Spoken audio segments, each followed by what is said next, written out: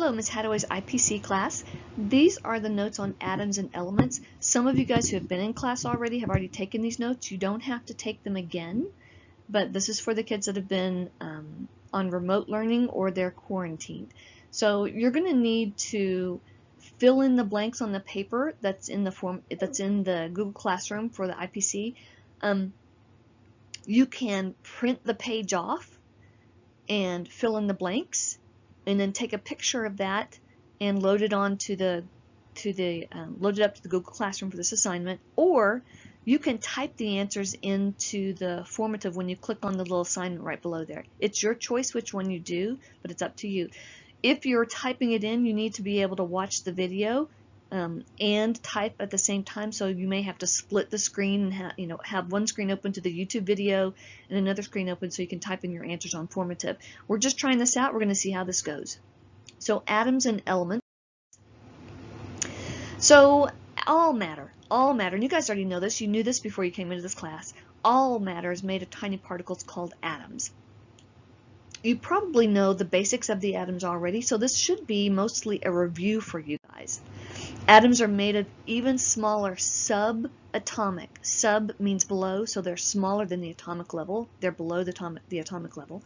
So atoms are made of even smaller subatomic particles called protons, electrons, and neutrons. Again, nothing new for you guys. You knew this already. So it's just to start off, it's just a review of things.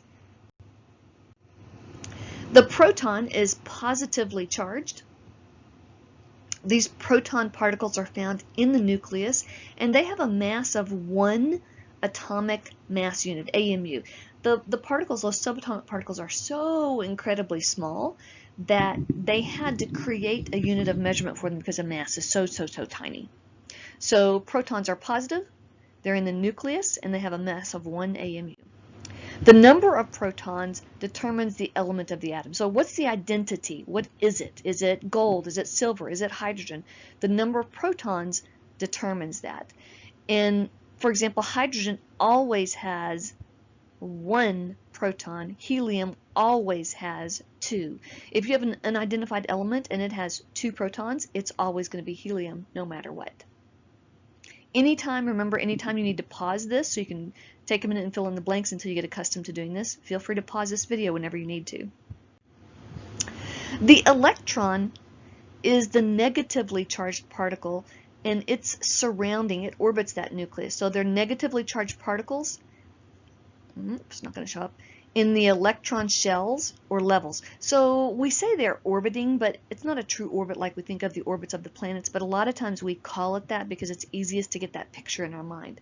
So these are negatively charged particles in electron shells or levels. So they call them shells or they call them levels around the nucleus. The mass of the electron is basically, you don't even care about it.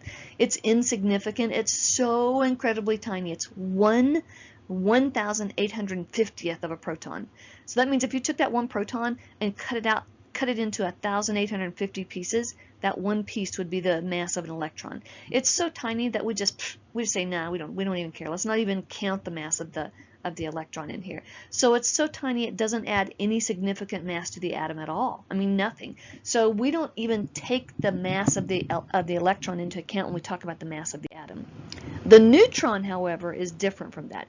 The neutron are neutral particles. Okay, so when we said negative and positive, think of them like opposite charges, ends of the battery, or sometimes it's nice if you think of them like a magnet, the south end and the north end, how you put the like ends together and they repel each other, and you put opposite ends together and they attract, kind of like the negative and positive here. The neutrons, they don't have any of that, no charge whatsoever. These neutrons are also in the nucleus of the atom. So all the mass is in the center in the nucleus of the atom. So the neutral particles in the nucleus of the atom, they have no charge whatsoever, and they have also a mass of 1 AMU, just like the proton. Okay, so you've got information here that's just like the proton here. The only difference is that the neutron doesn't have a positive charge, it just has a negative charge. It just has a neutral charge there. Now, this neutron, you can have elements that they vary in the number of neutrons they have. Hydrogen can have 1 neutron, it can have 0 neutrons. It's a unique little element, or it can have 2 neutrons.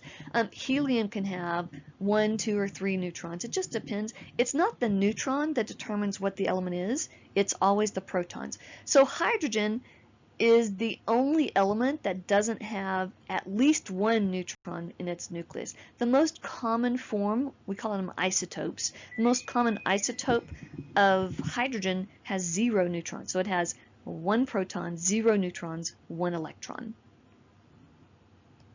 So I don't know quite how to do this, so I'm going to go really, really fast through. Actually not, I don't know. Yeah, again, I'm just trying stuff out here, so we'll see if I can get this to work.